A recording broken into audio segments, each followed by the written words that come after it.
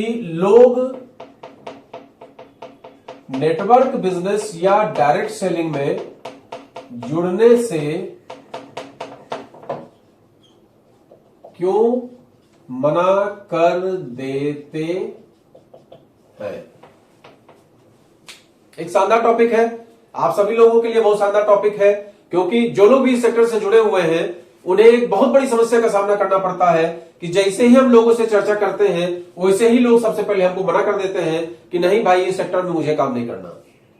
मेरे चाचा ने भी काम किया था, मेरे मामा ने भी काम किया था, मेरे नाना ने भी काम किया था और 99% लोग फेल हो गए, इसलिए मैं इस संस्था से जुड़ना नहीं चाहता। अच्छा, ये होता कब है? जब आप उनको प्लान दिखाते हैं, जब आप उनको प्लान दिखाते हैं, जब आप उनको प्रोडक्ट दिखाते हैं, तो आपको वो कहते हैं सोच कर बताता हूं। 99% लोग साथ यही होता है। डायरेक्टली कोई मना नहीं करता, क्योंकि हम जिसके पास भी जाते हैं कहीं ना कहीं हमारा वो मिलने वाला होता है, तो हमको सिंपली वो बोल देता है सोच कर बताता हूं। और जब 2 दिन बाद, 3 दिन बाद, 1 दिन बाद हम उसको फॉलो अप करते हैं तो कहता है कि मेरे चाचा भी फेल हो गए थे, मेरे नाना भी फेल हो गए थे, मेरे मामा का लाखों रुपया डूब गया था, मेरे दादा का इतना रुपया डूब गया था, मेरी परदादी बर्बाद हो गई थी, मेरे रिश्तेदार सब बर्बाद हो गए इसी नेटवर्क बिजनेस के चक्कर में, इसीलिए मैं भी इस काम को नहीं करना चाहता। भाई मेरे, मुझे माफ करना, मेरा तुम्हारा रिश्ता मजबूत रहेगा लेकिन मैं इस काम को नहीं करना चाहता। ऐसा हर व्यक्ति के साथ जो भी किसी भी नेटवर्क बिजनेस के साथ जुड़ा हुआ है, एक अच्छी कंपनी के साथ जुड़ा हुआ है, उसको ये रिजेक्शन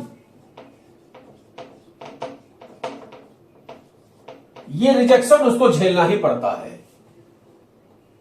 तो हम आप हताश हो जाते हैं। किसी भी सेमिनार में गए, वहां फूल के कुप्पा हुए, कुप्पा होने के बाद मार्केट में निकले, मार्केट में जैसे ही चाचा के यहां गए उन्होंने इस टाइप की बातें कर दी, हम निराश हो गए। मामा के यहां गए, वहां भी हमने बातें की, खाना पीना तो सब मिला, चाय मिली, लेकिन बिजनेस के नाम पे 0, एक तुलसी भी लेने से मना कर दिया और नतीजा हुआ कि हम निराश हो गए। और हम घर आके सबसे पहले उस अपलाइन को कोसते हैं जिसने हमको जोड़ा था, सेमिनार में आए हुए उस लीडर को कोसते हैं और ये सोचते हैं कि इतनी बड़ी बड़ी बातें करके गया, लेकिन एक्चुअली इसमें कुछ होता जाता नहीं है। ऐसा ही सबके साथ होता है, सबकी जिंदगी ऐसे ही चलती है। तो आज मैं आपको बताने जा रहा हूं कि इस रिजेक्शन का मतलब क्या होता है। बस इसको जिस दिन आप समझ गए कि इस रिजेक्शन का मतलब क्या होता है, बस उसी दिन आप कामयाब हो जाएंगे।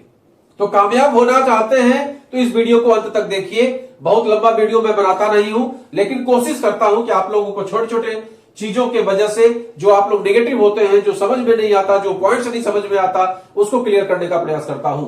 तो सबसे इंपॉर्टेंट चीज है रिजेक्शन। अब रिजेक्शन के बारे में थोड़ी चर्चा हम लोग करते हैं। मैं अपनी जिंदगी की बात करता हूं। सिंपल, मैं गया एक टेलीविजन खरीदने के लिए, एक टीवी खरीदने के लिए मैं एक शॉप पे गया और उससे बोला कि भैया एक टेलीविजन दिखा दो बढ़िया सा। उस बेचारे ने, जो उसका सेल्समैन था, एक टीवी ऑन किया, दूसरा टीवी ऑन किया, तीसरा टीवी ऑन किया, चौथा टीवी ऑन किया, पांचवा टीवी ऑन किया, छठा टीवी ऑन किया, सातवां टीवी ऑन किया, आठवां टीवी ऑन किया, नौवां टीवी ऑन किया, 10वां टीवी ऑन किया, 11वां टीवी ऑन किया और दिखाता गया। हर के फीचर्स बताता गया, इसमें ये कलर अच्छा, उसमें वो ब्राइटनेस अच्छा, उसमें वो अच्छा, उसमें वो अच्छा, ये स्मार्ट टीवी है, इसमें फलाना है, इसमें ढमाका है। हमने उस व्यक्ति का 1 घंटा पूरा दोहन किया, जम के समझा और समझने के बाद उससे कहा कि सोच कर बताता हूं। ऐसा ही होता है। और जस्ट यहां से निकले और दूसरे मार्केट में फिर एक बड़ी सी दुकान में घुस गए और फिर वहां टीवी के बारे में अध्ययन करना स्टार्ट कर दिए। वहां भी सेल्समैन ने हमको ऐसे ही डिटेल बताना शुरू कर दिया जैसे पिछले दुकानदार ने बताया था। और यहां भी हम सोचकर बताता हूं। और इसी तरीके से हम 5 दुकान में घूमे, तब जाके छठे दुकान में हमने एक टीवी पसंद की। ये तो मेरा आउटलुक है। अब इस दुकानदार के बारे में सोचिए ये जो सेल्समैन 1.5 घंटा मेरे साथ लगा रहा, ये 1.5 घंटा मेरे साथ लगा रहा, एक एक फीचर को बताता रहा, उसने टीवी ऑन किया, बिजली भी खर्च की, हमको चाय भी पिलाई, हमको कॉफी भी पिलाया, उतनी देर में मेरे बच्चे भी साथ में थे, उन लोगों को कोल्ड ड्रिंक लाके दिया, ये सारा मेरे ऊपर इसने 50-100 रुपए खर्च कर डाले और 1.5 घंटे का समय अलग से दिया, और उसके बाद इसने क्या झेला? रिजेक्शन। तो क्या करे ये दुकानदार? दुकान बंद करके बैठ जाए? क्या करे?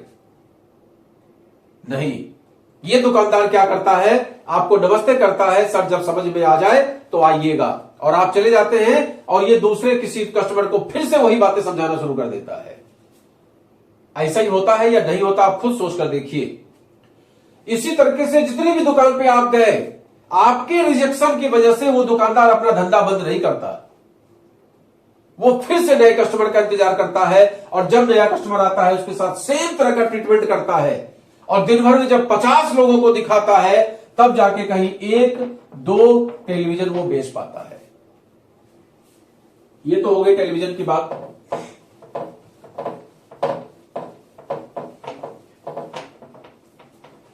इसी तरीके से आप हर चीज के बारे में सोचिए।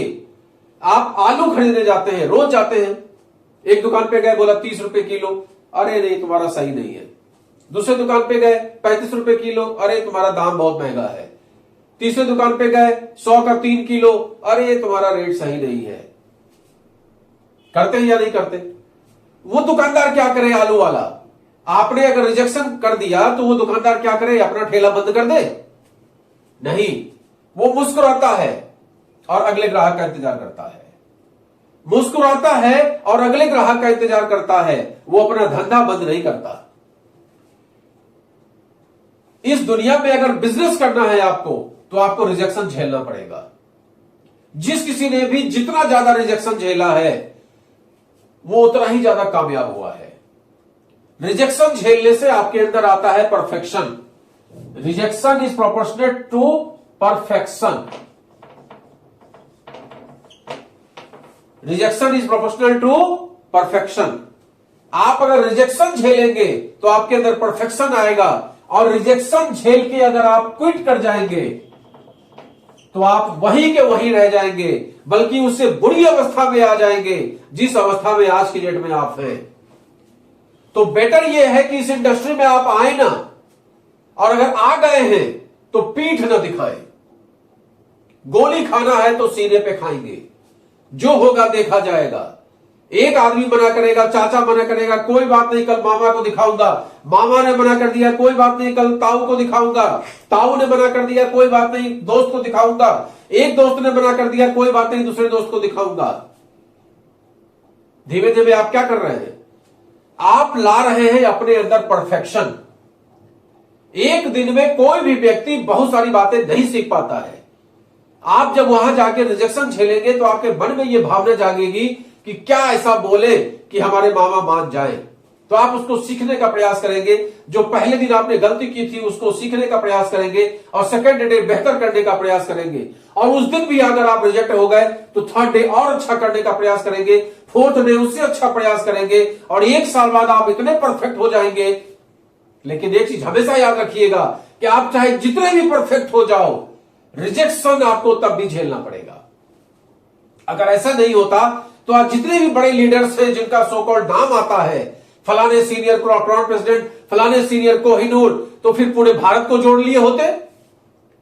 लेकिन ऐसा उनके साथ भी नहीं होता। वो भी जब 10 को प्लान दिखाते हैं तो एक व्यक्ति उनके साथ आता है, या 100 को प्लान दिखाते हैं तो एक लीडर तैयार होता है। सबके साथ होता है।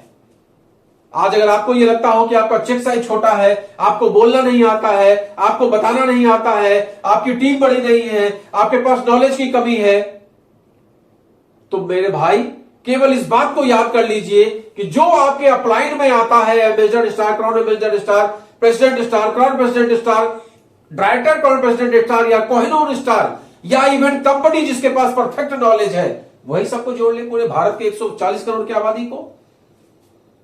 क्या ऐसा होता है? नहीं होता।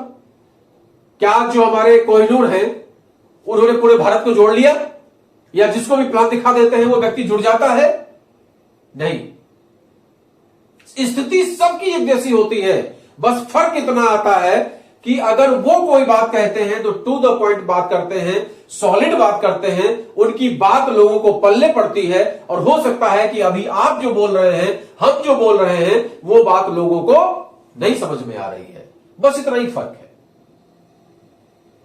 प्रयास उनको भी उतना ही करना पड़ेगा किसी व्यक्ति को जोड़ने के लिए, और हमको भी उतना ही प्रयास करना पड़ेगा। रिजेक्शन उनको भी उतना ही झेलना पड़ेगा जितना रिजेक्शन आपको झेलना पड़ेगा, बल्कि उनसे अच्छी स्थिति में आप होते हैं, क्योंकि उनके पास तो धीमे धीमे जो भी लोग होते हैं, जो फ्रेंड सर्किल के लोग, रिश्तेदार, नातेदार, मिलने वाले सब लोग उनके साथ जुड़ चुके होते हैं। उनका तो अब टीम में ही इतना समय जा रहा होता है। आज अगर हमारी टीम के कोहिनूर है, उनकी बात कर लीजिए, अगर उनके पास जोड़ने जाने का समय हो तो इतना समय नहीं आज की डेट में उनके पास।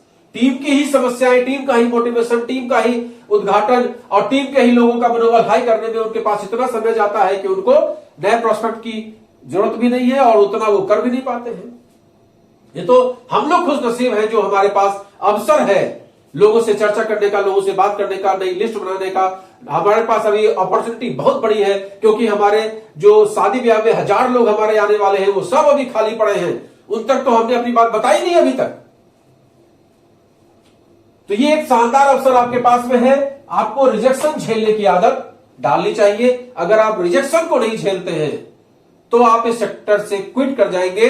और जो लाखों करोड़ों लोग खड़े होकर चिल्लाते हैं कि नेटवर्क बिजनेस में कुछ नहीं होता, वो आप भी चिल्लाएंगे नेटवर्क बिजनेस में कुछ नहीं होता, नेटवर्क बिजनेस में कुछ नहीं होता, नेटवर्क बिजनेस में कुछ नहीं होता, नेटवर्क बिजनेस में कुछ नहीं होता। लेकिन यहीं पर कुछ लोग रिजेक्शन को झेल के और कहते हैं नेटवर्क बिजनेस से ही सब कुछ होता है, नेटवर्क बिजनेस से ही सब कुछ होता है, नेटवर्क बिजनेस से ही सब कुछ होता है। तो अगर मेरी बात आपको समझ में आ रही हो तो मेरा ये वीडियो ज्यादा से ज्यादा लोगों तक शेयर करिएगा। और मेरे साथ जुड़ने के लिए आप मेरा नंबर नोट कर सकते हैं और मेरे साथ आप ज्वाइनिंग कर सकते हैं। मैं आपको कोशिश करूंगा कि मैं आपको ट्रेंड करूं, मैं आपको सिखाने का प्रयास करूं, जो सीख रहा हूं वही आपको सिखाने का प्रयास करूं। मेरा नंबर है 7007570115। Good MC, good MC, good MC.